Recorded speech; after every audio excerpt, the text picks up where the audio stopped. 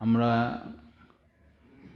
কয়েক জুমা যাবৎ রসুল করিম সাল্লাল্লাহু আলাইহি ওয়াসাল্লামের হাদিস, যেগুলো আমাদের চলার জীবনে, সমাজের জীবনে ভ্রাতৃত্ব বন্ধন সৃষ্টি করবে, এই বিষয়ে জানতেছিলাম হাদিসগুলো। তো আজকেও রসুল করিম সাল্লাল্লাহু আলাইহি ওয়াসাল্লামের অনেকগুলো হাদিস থেকে আমরা কয়েকটি হাদিস জানব। এক ভাই আমাকে ফোনে জাযাকাল্লাহ বলেছেন যে হাদিসগুলো পড়া হচ্ছে, বলা হচ্ছে, এগুলো আমাদের জন্য খুব উপকারী এবং আমাদের খুব প্রয়োজন। তো এটা অব্যাহত থাকলে ভালো হয়। তো সেদিক লক্ষ্য করে রসুল করিম সাল্লাল্লাহু আলাইহি ওয়াসাল্লামের অমীয় বাণী আপনাদের সম্মুখে পেশ করছি।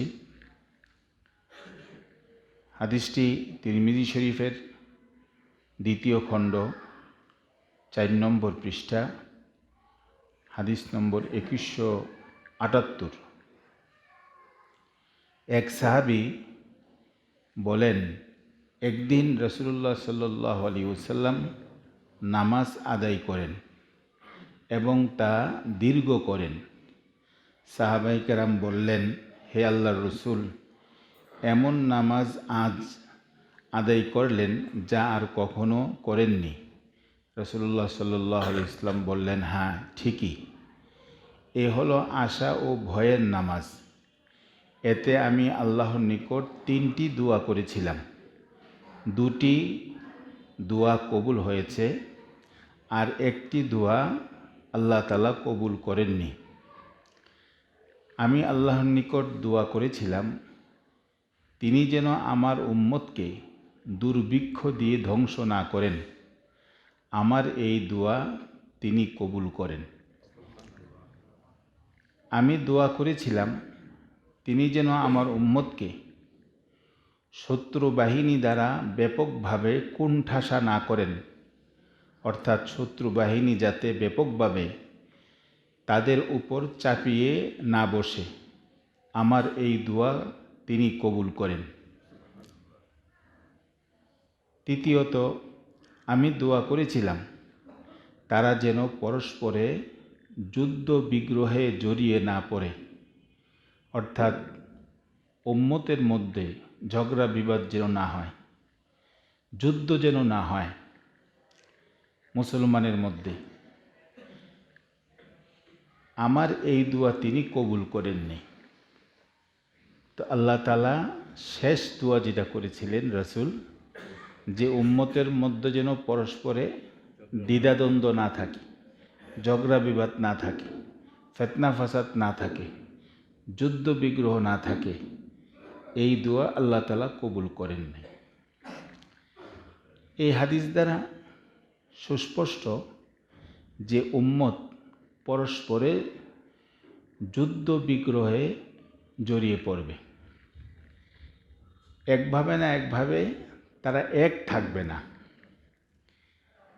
আমাদের অনেকেরই এরকম আশা জাগে, শোনা যায়, অনেক বক্তাও সে আবেগের টানে বলে ফেলে যে দাড়ি টুপিওয়ালা লোকগুলো এক হয়ে যায় না কেন? কারণ হচ্ছে এক কোরআন, এক হাদিস, এক নবী, তাহলে তারা এক হয় না কেন? আমাদের মাঝে এরকম অনেক সময় প্রশ্ন জাগে যে সব ইসলামী দল এক হয় না কেন, সব দাড়ি টুপিওয়ালা এক হয় না কেন? জাগে আপনাদের মনে? জাগে না অনেক সময়? এক হয় না কেন? দেখেন, এক হবে না কেন? এক হবে না, আল্লাহ রসুল দোয়া করেছিলেন যে এক যেন থাকে, যুদ্ধ বিগ্রহ যেন না থাকে, দ্বিধাদ্বন্দ্ব যেন না থাকে, কিন্তু আল্লাহ তাআলা কি করেন নাই? কবুল করেন নাই। তাহলে কিভাবে এক থাকবে? বিষয়টি হল হয়েছে? তাইলে সবাই এক ছায়াতলে থাকবে, আসবে, এই ধারণা করা ভুল। কারণ রসুলই বলে গেছেন এবং সেই দোয়া আল্লাহ তাআলা কবুল করেননি। এখন দেখেন, আমাদের মাঝে, আমাদের মুসলমানের মাঝে পূর্ববর্তী জামানায় তো অনেক দল ছিল। শুধু আমাদের এই উপমহাদেশে বাংলাদেশ, পাকিস্তান, ভারতে যেই দলগুলো বর্তমান আছে সেগুলো বলতেছি। আগে তো ছিল রাফিজি, খারেজি, মুতাজিলা, এইসব দল ছিল, মুরজিয়া, জাহমিয়া, এইসব দল ছিল। তো তারাও কিন্তু মুসলমান, পরস্পরে যুদ্ধ লেগেছে ওইসব দলগুলো। আমাদের দেশে যে দলগুলো আছে তার মধ্যে আছে আহলে হক, 1 নম্বর ওলামাই দেওবন্দ।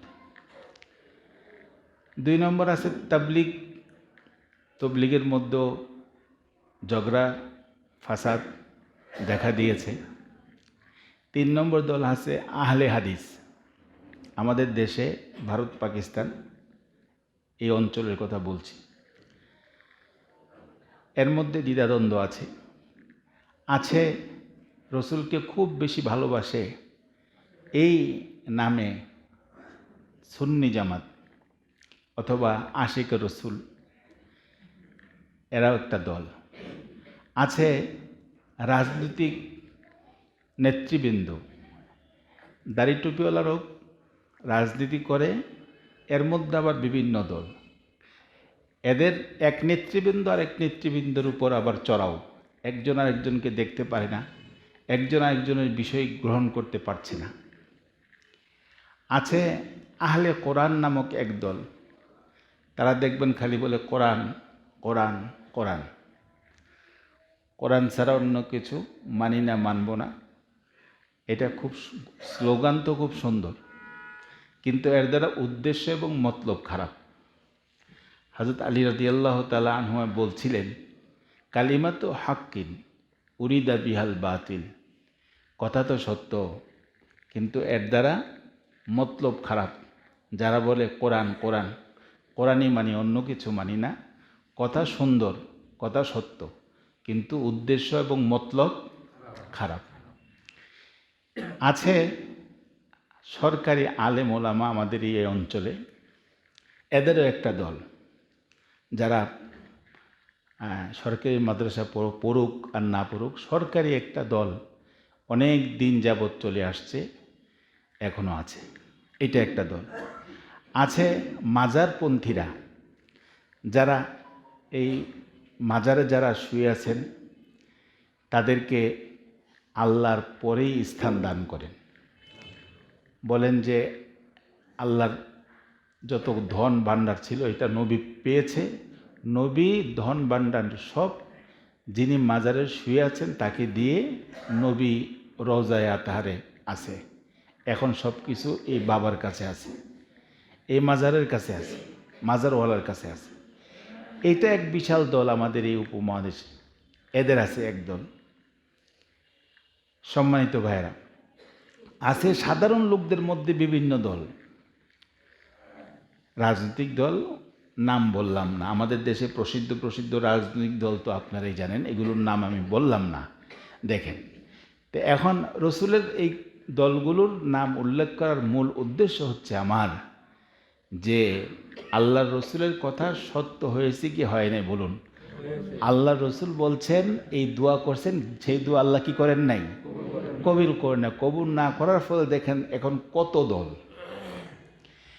এবং একজন আরেকজনের উপর চড়াও। বলুন, একজন আরেকজনের উপরে চড়াও হয়ে আছে। কখন সে ক্ষমতা পাবে আর তাকে ধরবে, ক্ষমতা পাবে তাকে ধরবে। এটা কি কাফের মুশরিকের ক্ষেত্রে জিদ রাগ, নাকি মুসলমানের উপর জিদ রাগ? মুসলমানের উপরে জিদ রাগ, কাফের মুশরিকের উপর নয়। তো এই হাদিস দ্বারা আমরা যেটা গ্রহণ করব সেটা হচ্ছে যে বিভিন্ন দল, বিভিন্ন মত থাকতেই পারে। তো এখন প্রশ্ন হচ্ছে যে এত দল, এত মত থাকলে তাহলে সত্য কোনটা, হক কোনটি, আসল দল কোনটি? তা আসল দল কোনটি, এইটার পরিচয় রাসূল করিম সাল্লাল্লাহু আলাইহি ওয়াসাল্লাম অন্য এক হাদিসে উল্লেখ করেছেন। সেটি কি? সেটি হচ্ছে আলাইকুম বিসুন্নতি ওয়া সুন্নাতিল খুলাফাইর রাশিদিন আল মাহদিয়িন। আল্লাহ রসুল বলেন যে হক দল, সত্য দল, হক দল তোমরা চিনবে এভাবে যে যারা আমার সুন্নতকে আঁকড়িয়ে ধরেছে এবং আমার খোলাফাই রাশিদিনের সুন্নতকে আঁকড়িয়ে ধরেছে, তাদেরকে বুঝবে যে তারা হচ্ছে হক দল, তারা হচ্ছে সঠিক দল। এখন আপনি তালাশ করলে পাবেন সত্যি যে কাদের উপরে সুন্নতের আমল আছে, কারা সুন্নত মোতাবেক চলে। বলতে দ্বিধা নেই, ওলামাই দেওবন্দের ওলামাই কেরাম এই অঞ্চলে যেভাবে সুন্নতের উপর চলে, সুন্নতের পাবন্দি, আমি বাকি যতগুলো দল নিলাম তাদের মধ্যে তা পাবেন না। কম, এর থেকে এই কম, এর থেকে এ কম, এর থেকে এই কম। তাহলে আহলে হক চেনার মাধ্যম আল্লাহ রসুল বর্ণনা করেছেন কি করেন নাই? করেছেন। আলাইকুম বিসুন্নতি ও সুন্নতি খুলাফাইর রাশিদিন আল মাহদিয়িন। আরেক হাদিসের মধ্যে এসছে, সেটা হচ্ছে আমাদের জন্য সুসংবাদ। ইবনে মাজাহ শরীফের হাদিস, অন্য জায়গায় আসছে। তা হচ্ছে আল্লাহ তাআলা কিয়ামত পর্যন্ত হক দলকে কায়েম রাখবেন। একটা হক জামাত সব সময় থাকবে। হাদিস শরীফে এরকম আসছে যে তাদেরকে কেউ ক্ষতি করতে পারবে না, হক জামাতকে কেউ ক্ষতি করতে, যারা তাদের ক্ষতি করতে চাবে তারাই ক্ষতিগ্রস্ত হবে। তাহলে হক জামাত আছে কি নাই? এটা থাকবে সব সময়, কিন্তু এই হক জামাতকে একেবারে মিটাইয়া দিবে, শেষ করে দিবে, এমন কি কোনো লোক পারবে? পারবে না। কারণ আল্লাহ তাআলা বলছেন, যে রসুল বলছেন যে যারাই এই দলকে মিটাইতে চাবে, ধ্বংস করতে চাবে, ক্ষতিগ্রস্ত করতে চাবে, তারা নিজেরাই ক্ষতিগ্রস্ত হবে। তাহলে এই হাদিস দ্বারা আমরা খুব স্বাচ্ছন্দ্যে এই বিষয়ে নিব যে দল থাকবে, কিন্তু হক দলও থাকবে। আমরা হক দলের সাথে থাকব। বুঝেননি? কোন দলের সাথে? হক দলের সাথে থাকব। যেই দলের উপরে সুন্নতের আমল আছে সেই দলের মধ্যে থাকব। খুব খেয়াল করব। আরেকটি হাদিস হযরত আবু হুরায়রা রাদিয়াল্লাহু তাআলা আনহু থেকে বর্ণিত। তিনি বলেন, রাসূলুল্লাহ সাল্লাল্লাহু আলাইহি ওয়াসাল্লাম আমাদের কাছে আসলেন। আমরা তখন তাকদীর বিষয়ে তর্ক বিতর্ক করছিলাম। তিনি অত্যন্ত রাগান্বিত হলেন, এমনকি তার চেহারা লাল হয়ে গেল। তার দুই গালে যেন ডালিম নিংড়ে ঢেলে দেওয়া হয়েছে। দুই গালে ডালিম, ডালিম না আনার বলে, কি বলে আপনাদের? তো এটা যদি নিংড়ে ঢেলে দেওয়া হয় গালের মধ্যে, তখন লাল দেখা যাবে না? আল্লাহর রসুল তো এমনিই সুন্দর ছিলেন, তো উনি যখন রাগ হতেন তখন এরকম ওনার এই গাল দুই পাশে এমন টকটকে লাল হয়ে যেত, মনে হতো যে আনারের দানা, এমন হয়ে যেত। তো এই কথাই এই হাদিসের মধ্যে আসছে। তিনি বললেন, এই বিষয়ে কি তোমরা নির্দেশিত হয়েছ? অর্থাৎ তাকদীর বিষয়ে তোমরা এরকম কথা বলছ, তো তাকদীর বিষয়ে কথা বলার জন্য কি তোমাদেরকে বলা হয়েছে আল্লাহর তরফ থেকে? আমি কি বলেছি? তাহলে তাকদীর বিষয়ে এরকম কথা বলছো কেন? আমরাও কিন্তু মাঝে মধ্যে বিরক্ত হয়ে তাকদীর সম্পর্কে কথা বলি, বলি কি বলি না? পরস্পর একত্রিত হয়ে, 4-5 জন একত্রিত হয়ে তাকদীর সম্পর্কে কথা বলি। তো সাহাবা ইকরাম তাই করছেন। রসুল রাগান্বিত হয়েছে, খুব ক্ষেপে গেছেন। কেন এটা বললে? তোমাদেরকে কি নির্দেশ দেওয়া হয়েছে এই কথা বলার জন্য, তাকদীর সম্পর্কে কথা বলার জন্য? আর এই নিয়ে আমি কি তোমাদের নিকট প্রেরিত হয়েছি? তাকদীর বিষয় নিয়ে তোমরা ঝগড়া করবে, তর্ক বিতর্ক করবে, এজন্য কি আমি প্রেরিত হয়েছি? এজন্য কি আমাকে পাঠানো হয়েছে তোমাদের নিকট? রসুল বলছেন। এরপর তিনি বলেন, তোমাদের পূর্ববর্তীরা যখন এই বিষয়ে তর্ক বিতর্ক করেছে তখনই তারা ধ্বংস হয়েছে। তাহলে পূর্ববর্তী যারা ছিল তারা ধ্বংস হয়েছে কোন বিষয়ে তর্ক বিতর্ক করার কারণে? তকদিরের উপর। আল্লাহ রসুল বলেন, দৃঢ়ভাবে তোমাদের বলছি, তোমরা যেন এই বিষয়ে বিতর্কে লিপ্ত না হও। তাহলে তকদিরের বিষয়ে বিতর্ক না করা, ঝগড়া না করা, ফাসাদ না করা। এখন তকদির বোঝা দরকার। তকদির কিভাবে বুঝবেন? তকদির বোঝার আগে আপনি বুঝুন এবং বলুন।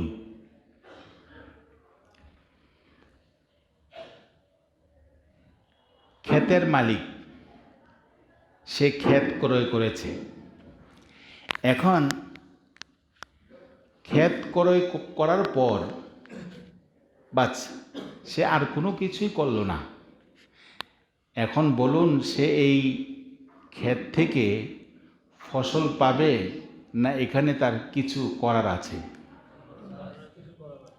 শুধু ক্ষেত ক্রয় করলো আর কোনো কিছুই করলো না, এতে কি সে ফসল পাবে না কিছু করার আছে? তার কি করার আছে? ফসল আবাদ করতে হবে, এর জন্য নাঙ্গল দিয়ে চাষতে হবে, তারপর আপনার বীজ ফেলতে হবে, তারপরে পানি দিতে হবে, তারপরে জ্বালা বা চারা রোপণ করতে হবে, তারপরে আপনার এইটা যদি কি ব্যাপার কার মোবাইল বাজতেছে, তারপরে আগাছা পরিষ্কার করতে হবে, সার দিতে হবে যদি লাগে। এই ধরনের অসংখ্য কাজ রয়েছে এই ক্ষেতের মধ্যে। এই কাজ যখন সে আঞ্জাম দিবে, আঞ্জাম দেওয়ার পর কিছুদিন যাওয়ার পর তারপর এতে ফসল আসবে। ফসল আসাতেই কি শেষ, না ফসল আসার পরেও তার কাজ করতে হবে? এটাকে কাটতে হবে, কাটার পরে এই ধানকে আলাদা করতে হবে, সিদ্ধ করতে হবে, এরপর সে ধান পাবে। এখন আপনি বলুন, এই ধান দিয়েছেন কে? আল্লাহ তাআলা দিয়েছে। আল্লাহ তাআলা তার ধান দিয়েছেন। এখন ধান পুরা খেতে পরিপূর্ণভাবে যদি আসে তাহলে সেটা আল্লাহ তাআলা দিলেন। আর যদি অর্ধেক আসে বা 1/3 আসলো, সেটাও কে দিলেন? আল্লাহ দিলেন। যতটুকুই দিয়েছেন এর মধ্যে ক্ষেতের মালিকের মেহনত পরিশ্রম আছে কি নাই? আমাদের আহলে হক উলামায়ে কেরাম বলেন, তকদির হচ্ছে এই যে মেহনত, দুই পক্ষের মেহনত লাগবে। দুই পক্ষের মেহনত বলতে এক তো যিনি বান্দার মেহনত লাগবে, আর রহমত লাগবে আল্লাহ তাআলার, মঞ্জুরি লাগবে আল্লাহ তাআলার। আল্লাহ তাআলার পক্ষ থেকে লাগবে লেখা মঞ্জুরি, আর বান্দার পক্ষ থেকে থাকবে কি? মেহনত পরিশ্রম। মেহনত পরিশ্রমের ফলে তখন আল্লাহ তাআলার লেখা তিনি মঞ্জুর করবেন। এ হচ্ছে তাকদীর। এখন আরো বুঝুন, প্লটের মালিক প্লট ক্রয় করলো। এখন প্লট ক্রয় করলেই কি তার টাকা আসবে, না এখানে বাড়িঘর করতে হবে? বাড়িঘর করতে হবে, তারপরে ভাড়া পাবে। শুধু জমিন কিনে ফেলে রাখলেই তো সে ভাড়া, টাকা আসবে না। এখানে তার অজস্র মেহনতের পর এরপর কি হবে? ভাড়া আসবে। আসতে গিয়ে দেখা যাবে 2 মাস খালি, 10 মাস ভাড়া পাইছে। তাহলে 2 মাস খালি, 10 মাস যে ভাড়া পাইছে, এটা হচ্ছে আল্লাহর তরফ থেকে লেখা ছিল, এটা হয়েছে। বাকি এতটুকু পাওয়ার জন্য তার মেহনত এবং পরিশ্রম করতে হয়েছে। তা তাকদীর দুই সমন্বয়, এক হচ্ছে আল্লাহ তাআলার লেখা, আল্লাহ তাআলার মঞ্জুরি, আরেকটা কি? বান্দার মেহনত এবং পরিশ্রম। এবং এটা কিন্তু যারা অমুসলিম তারাও কিন্তু মানে, তারা অন্যভাবে মানে। তারা এই কথা বলে তাদের সুন্দর বাক্য হচ্ছে এই পরিশ্রম সৌভাগ্যের চাবিকাঠি। তারা কি বলে? এই সুন্দর ভাষায় বলে আর কি। তা আমরা বলি যে হ্যাঁ, আল্লাহ তাআলার পক্ষ থেকে আসবে, কিন্তু দুইটার সমন্বয় আসবে। একটা হচ্ছে বান্দার পরিশ্রম, আর একটা হচ্ছে আল্লাহ তাআলার লেখা এবং মঞ্জুরি। আরও বুঝুন, এখন তো গার্মেন্টসের, আমাদের দেশে গার্মেন্টস থেকে ভালো টাকা আমদানি হয়, রফতানি হয়, যাই হয়। তো এই গার্মেন্টসের মালিক গার্মেন্টসের মেশিনপত্র কিনলো, বড় বড় ফেলে রাখলো মেশিনপত্র কিনে। এর দ্বারা কি তার মাসে মাসে ইনকাম হবে, টাকা আসবে? না, এর জন্য অনেক শ্রম আছে। অফিস কোম্পানি তো এটা কিনতেই হবে বা ভাড়া নিতে হবে, এরপরে শত শত শ্রমিক এখানে কাজ করতে হবে, মেহনত করতে হবে। মেহনত কি গার্মেন্টসে তো বেশি কষ্ট এখন। 12 ঘন্টা, 14 ঘন্টা, 15 ঘন্টা, এর কম তাদের ডিউটি নেই। 12 ঘন্টার কম তো ডিউটি নেই, 8 ঘন্টা নাই গার্মেন্টসে যারা চাকরি করে, খবর নিয়েছে। তাহলে এই পরিশ্রমের পর তারপর তার মাসে, বছর শেষে একটা ইনকাম হয়। ওই যেটা আসে সেটা হলো আল্লাহ তাআলার লেখা এবং মঞ্জুরি, কিন্তু পাশাপাশি তার পরিশ্রম আছে কি নাই? আছে। আরও বুঝেন, আপনি বাবুর্চি রেখেছেন খাবার দাবারের জন্য। এখন বাবুর্চি আপনাকে খাবার দাবার পাকিয়ে সে আপনার সামনে পরিবেশন করেছে। তো পরিবেশন করার পর আপনার সামনে খাবার। এখন বলুন, এতে কি আপনার খাবার যথেষ্ট হবে, না আরও আপনার কাজ করতে হবে? নাকি বাবুর্চির কাজে আপনার খানা দানা সব হয়ে যাবে? বলুন, বাবুর্চির কাজে যে উনি খানা দানার জন্য বাবুর্চি রেখে দিয়েছে। খানা কিভাবে খায়? বাবুর্চি পাকায়, সেই খানা খায়। তো বাবুর্চি তো পাকাইলই, বাস। এখন আপনি কি করবেন বলুন? কেন খাবেন? আপনি বলবেন না বাবুর্চি তো পাকাইছে, এই তো হয়ে গেল। নাকি আপনার কাজ আছে? কি কাজ আছে? এটা হাত দ্বারা ধরতে হবে, হাত দ্বারা মাখতে হবে, ডলতে হবে, গোশত হাড় আলাদা করতে হবে, কাটা মাছ আলাদা করতে হবে, এরপর মুখে দিতে হবে। মুখে দেওয়ার পরেই শেষ, না আরও কাজ আছে? কি করতে হবে? চাবাইতে হবে, চিবাইতে হবে, নাড়াচাড়া করতে হবে, এতটুকু শেষ? আর কি? গলদকরণ করতে হবে, গিলতে হবে। তখন আপনার পেটের ভিতরে যখন যাবে, যাওয়ার পরে যেটা হবে সেটা হচ্ছে আল্লাহ তাআলার লিখিত মঞ্জুরির কাজ হবে। ওই পাকস্থলীতে গিয়ে পেটে যাওয়ার পরে সেখানে যে কাজ হবে আপনার স্বাস্থ্যের, সুস্বাস্থ্যের, সেটা হচ্ছে আল্লাহর তরফ থেকে। এর আগে দেখেন বান্দার কত পরিশ্রম লেগেছে। তাহলে তাকদির দুই মেহনতের সমন্বয় হচ্ছে তাকদির।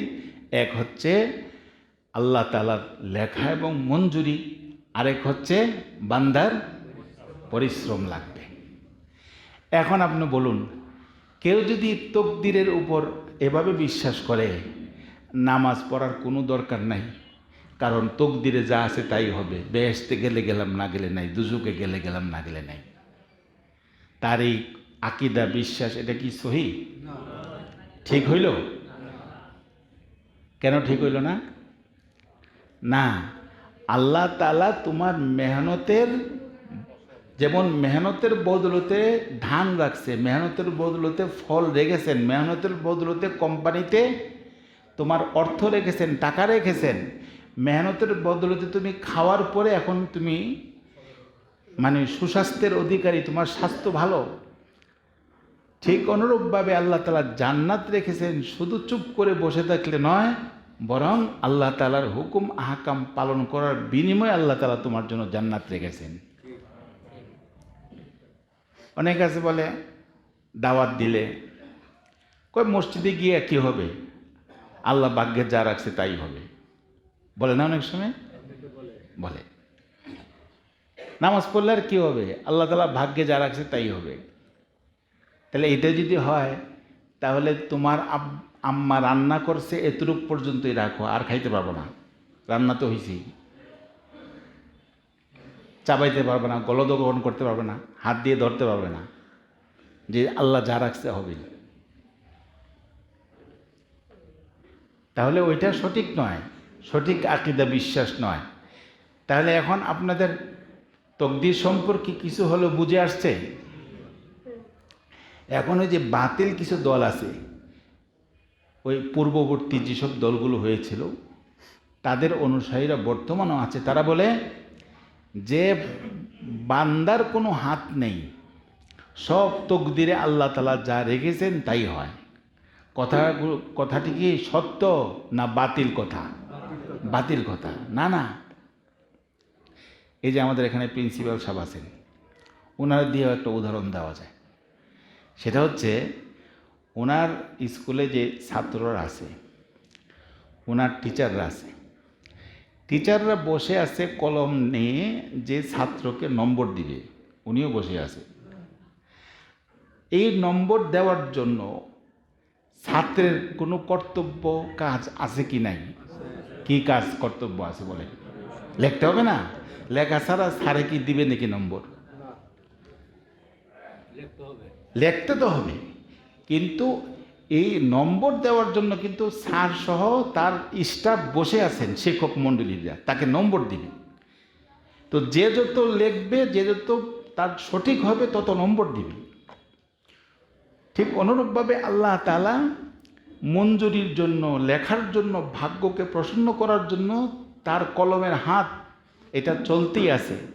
বান্দার মেহনত পরিশ্রমের উপরে আল্লাহ তাআলার ওই মঞ্জুরি এটা সাব্যস্ত হবে। কথা বুঝাতে পারলাম?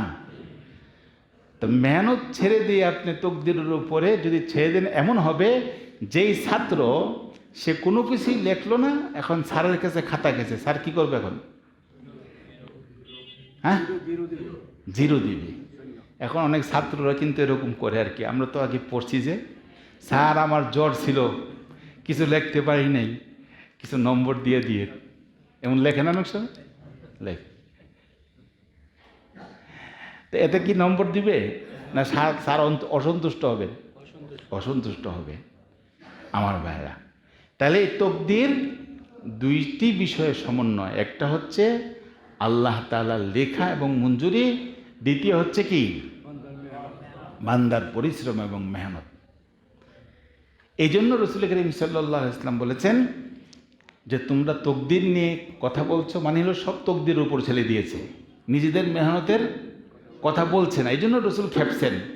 তা আমাদের মাঝেও যেন তকদিরকে আমরা এভাবে পর্যালোচনা করতে হবে যে মেহনত লাগবে, মেহনতের দরজার শেষ, এরপরে যেটা আসবে সেটা কি? তকদির।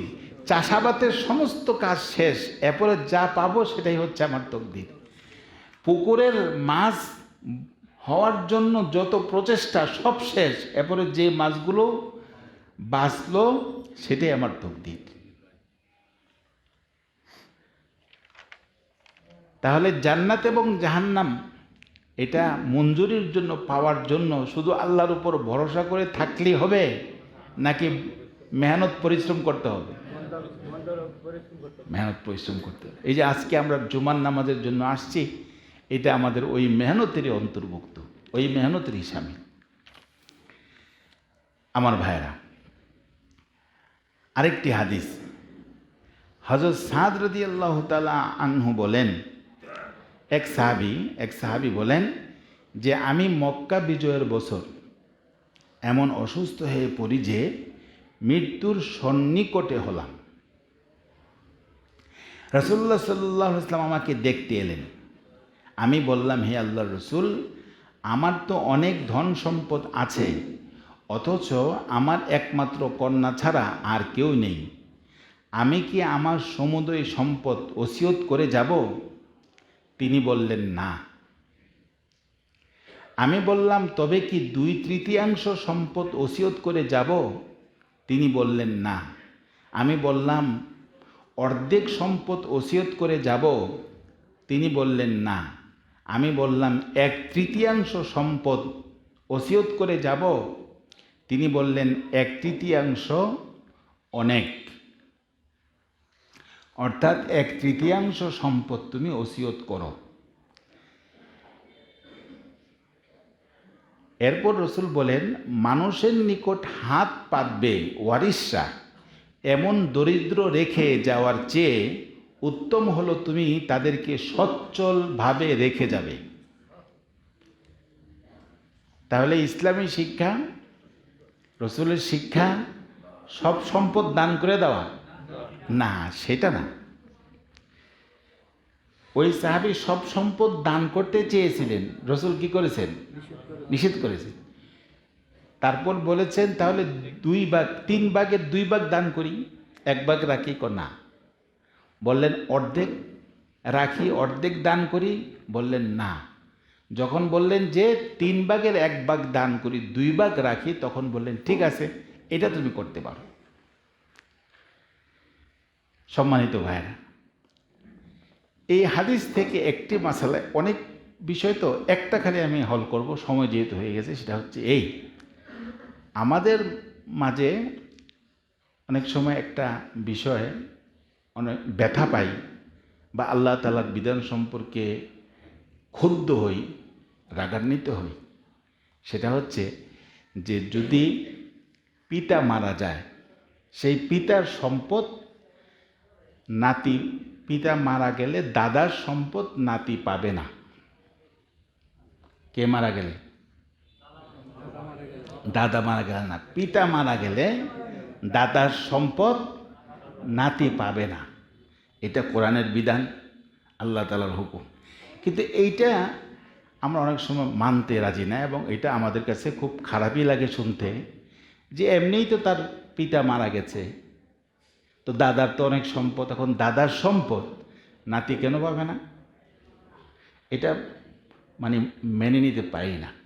এখন দেখেন আল্লাহ তাআলার হিকমত দেখেন, এই হাদিস থেকে আসছে যে হ্যাঁ, এখানে পিতার দাদার সম্পদ ওয়ারিস হিসাবে না পেয়ে সে যদি ওসিয়ত হিসাবে পায়, তাহলে দাদার সম্পদ ওয়ারিস হিসাবে যা পাবে তার চেয়ে অনেক বেশি পাবে। কিভাবে দেখেন, ওসিয়ত করার বিধান এই হাদিস দ্বারা কত? সম্পত্তির 3 ভাগের 1 ভাগ। খেয়াল করেন, 3 ভাগের 1 ভাগ। এখন আসুন, বিধান হচ্ছে যে ধরুন একজন ব্যক্তি মারা গেল, মারা যাওয়ার পরে তার যে সম্পদ থাকবে ঋণ দেওয়ার পর, ওই সম্পদকে 3 ভাগ করে 1 ভাগ দিয়ে ওসিয়ত পুরা করা, আর বাদ বাকি 2 ভাগ তার ছেলে মেয়েদের মাঝে, তার স্ত্রীর মাঝে আল্লাহ তাআলার কিতাব অনুযায়ী যে অংশ আছে সে অংশ বন্টন করা। এটা হচ্ছে বিধান। এখন এই বিধানের আলোকে দেখেন, এই নাতি সে কিন্তু ওসিয়তের আওতায় পড়লে অনেক বেশি পায়। কিভাবে? দাদা যদি এই কথা বলে যে আমার সম্পদের 3 ভাগের 1 ভাগ ওসিয়ত করে গেল যে আমার নাতিরকে এটা দিবা, তাহলে দেখেন কি হয়। ধরুন কোনো ব্যক্তির ঋণ সব কিছু বাদ দেওয়ার পরে 30 লক্ষ টাকা তার আছে। এখন 30 লক্ষ টাকার মধ্যে 10 লক্ষ টাকা সুলুস হয় কিনা, 3 ভাগের 1 ভাগ হয় কিনা, তাহলে 10 লক্ষ টাকা কে পাবে? বাকি 20 লক্ষ টাকা কে পাবে? মানে অর্থাৎ স্ত্রীও পাবে, আর ছেলে যদি আরো 5 জন থাকে সেও পাবে, মেয়ে যদি আরো 2 জন থাকে সেও পাবে। এখন বলুন, এখন এই হিসাবে আল্লাহ তাআলার এই বিধান হিসাবে যে ছেলে মারা গেল, অর্থাৎ নাতি বেশি পাইল না কম পাইল? অনেক বেশি পাইল। তাহলে এখানে আল্লাহ তাআলা বঞ্চিত করেন নাই, বরং এখানে কি রাখছেন? মাসলা জানি না, আমরা বিধান জানি না। এখানে আল্লাহ তাআলা ওসিয়তের বিধান রেখেছেন যে দাদা নাতির জন্য ওসিয়ত করবে। কি করবে? অন্য সম্পদ পাবে না, অন্য সম্পদ পেলে কম পাবে, কিন্তু যখন ওসিয়ত করে যাবে যে 3 ভাগের 1 ভাগ ওসিয়ত করা যায়, তাহলে আমার সম্পত্তির 3 ভাগ 1 ভাগ আমার যে ছেলে মারা গেছে তার সন্তানদেরকে দিয়ে দিবা, তখন অনেক বেশি সে পাবে। কথা বোঝাতে পারলাম?